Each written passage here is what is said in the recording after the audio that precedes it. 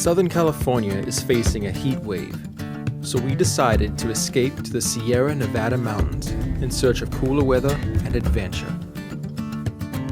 Snowmelts from these mountains provide California with most of its water.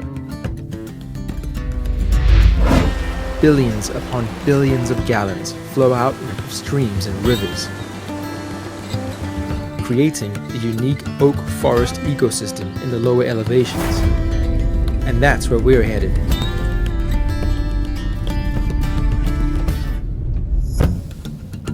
Okay, here we go. We are approaching the road that gets us into the forest. So let's turn right here. Okay, and the gate is closed. So this is where we wanted to enter the forest, but the gate is closed. It doesn't mean the forest is closed, just this access point. If you wanted to, you could walk in, but we just can't drive in. And we want to get pretty deep to a specific area where there's oak forest and a good chance of seeing turkeys and other wildlife. So I think what we're going to do now is drive around to some of these other access points and hopefully we find a way in. Yeah, this is definitely shut up. I'm not too worried though. It's just one gate and I'm sure the next gate will be open and we'll be in the forest in no time.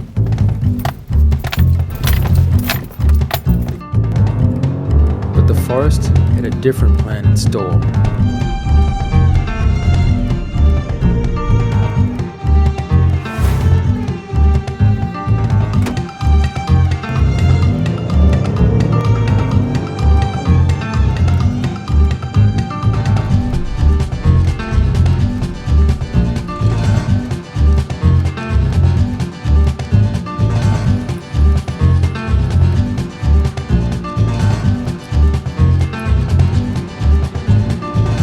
And the worst was about to happen.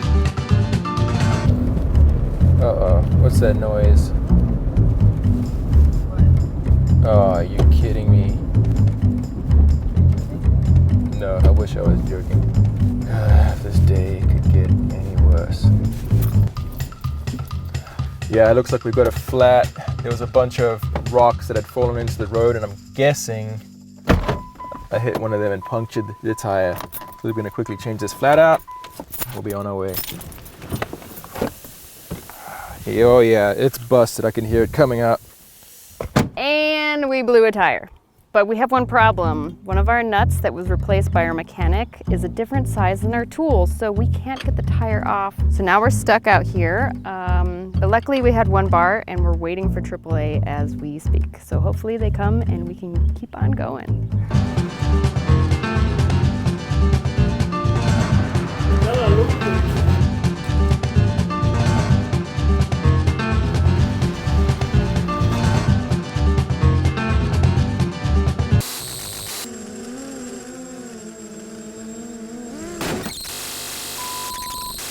Yes, that was our drone crashing.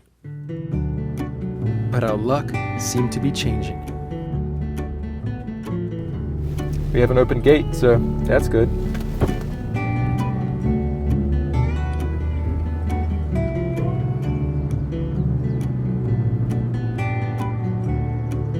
And it wasn't long before we found the perfect campsite.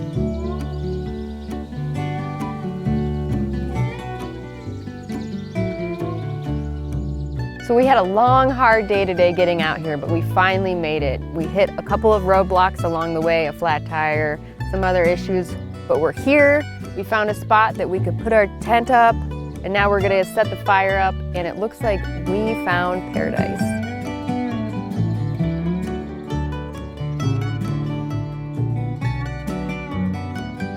With night fast approaching and our day spent jumping over hurdles, we had no time to explore our new home. So we decided to get some rest and start our day bright and early.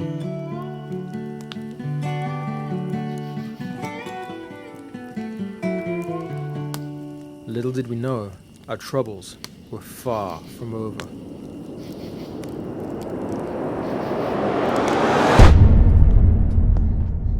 Right now, I think there's a bear outside. tent, sniffing around the car.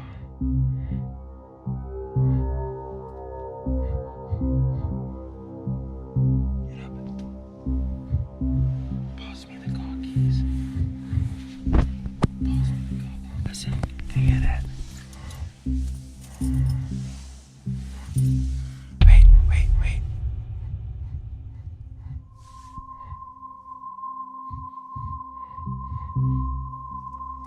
Yeah, I think there's a bear.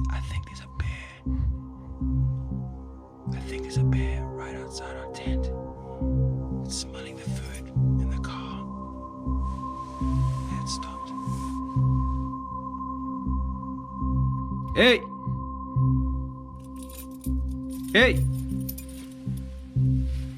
It stopped. We got the keys. Here, grab the camera. I'm gonna get up and scare it. We're gonna peek out the door. Don't go out. I'm just gonna peek out. Because it needs to go. Otherwise it's gonna break in the car.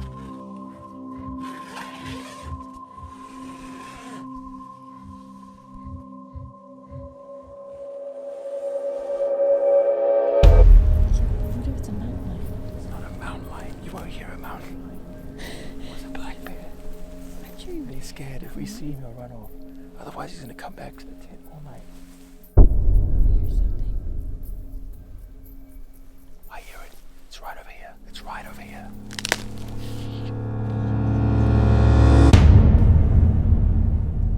Oh, it's a freaking cow. It's just a cow. It's a freaking cow.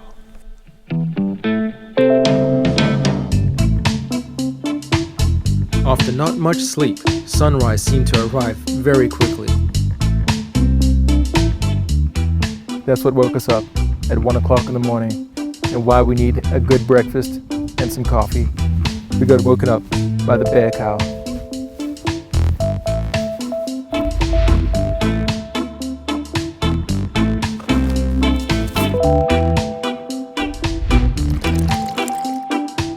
With some caffeine in our blood and the sun rising quickly, we went in search of breakfast. Oh, Kim, snake. Look at this field of miner's lettuce. And this guy was basking here in the sun. Check it out, Gopher Snake. Unfortunately, they get killed a lot because people think they're rattlesnakes, but totally harmless snakes, really good rodent feeders, and really adaptable. They can live in a bunch of different habitats. You can find them in the middle of the desert, or you can find them right here in the middle of the forest. Hey, you want to hold them? That's So cool. Miner's lettuce and a snake. Yeah, and look at this field. I mean, a lot of people would be walking here and not realize they're walking on a field of food. It's ridiculous. This entire ground is food. This is all miner's lettuce. All of this. It's insane. Such a cool little find. Always a treat finding snakes when you're out looking for things. Well, I'm gonna let him go back down. I think I see his hole where he's probably living. Yeah, there we go.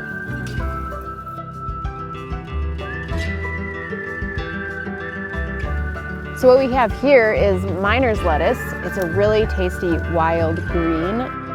It got its name during the gold rush when the miners were getting scurvy from a lack of vitamin C. So it's said that the native indigenous tribes showed them this plant that they could eat and get the nutrients that they needed. So they called it miner's lettuce. You treat miner's lettuce the same way that you would treat spinach. You can eat it raw or you can saute it. And I think we are going to collect some of this to put in our breakfast. We'll find some good pieces here.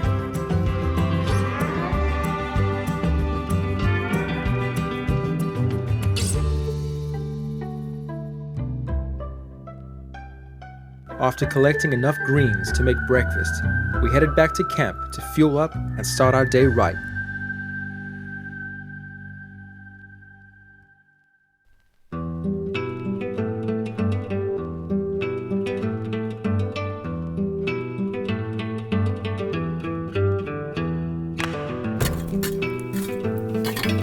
Keeping it quick and easy, we scrambled some eggs, added the wild greens, and whipped up some tasty breakfast burritos.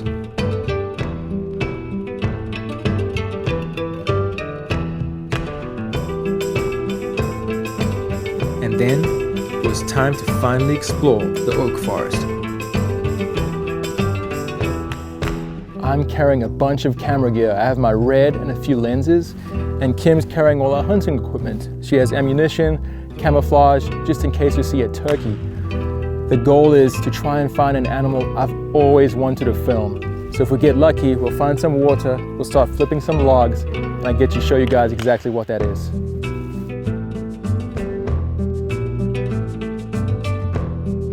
Trails created by cows are a great way to travel fast in the backcountry. And it didn't take long for this one to lead us to water. So what I'm doing right now is I'm going to all these dead logs down here near the river where it's nice and moist and flipping them to see what's underneath. The salamander we are looking for lives under these dead logs this time of year. So I'm just going from log to log and checking underneath. It's very important when you lift up dead logs like this that you put them back exactly like you found them. This is a little ecosystem for whatever's living under here. So when you open it up, you're allowing that dry air to come in. So you want to make sure when you close it, it's sealed shut so it stays nice and moist. That's the whole reason animals live under these logs. So I'm going to work these logs all over here and look around. Lifting logs is pretty much like Christmas morning for me because you never know what's going to be underneath. It could be a mushroom, it could be a snake, it could be a lizard, you just never know.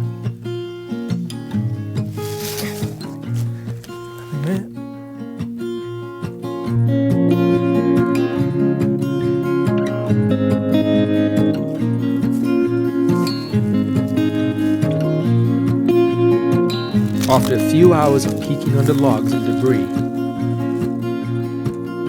Kim finally made a discovery.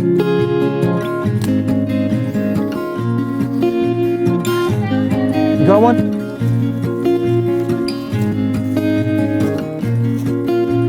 Oh yeah! Nice find. This is so cool. This is exactly what we were looking for.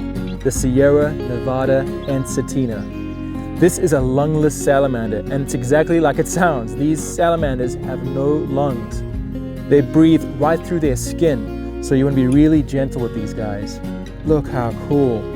These bright colors are a warning. They are toxic. They have a poison gland right in the tail and another one near the head. And some predators, real smart ones like raccoons, will actually eat these animals and eat everything except the tail. So you'll find tails laying about. Even though we hit some snags on our journey, we got here too late to find turkeys, we blew a tire, and we hit so many closed roads, the effort was well worth it just for this. Such a magical little animal.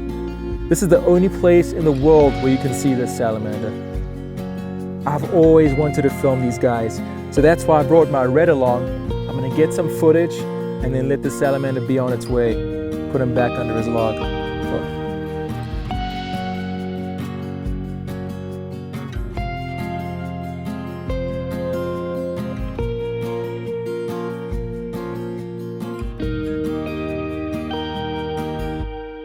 Well, this trip didn't go quite as planned. We got here way later than expected, so never really had a good shot at hunting turkeys.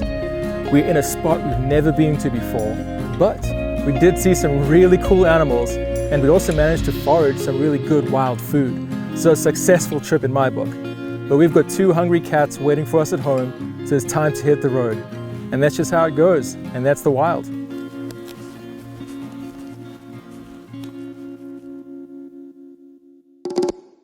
Thank you for watching, and don't forget to like and subscribe. And let us know in the comments where you want to see us head to next.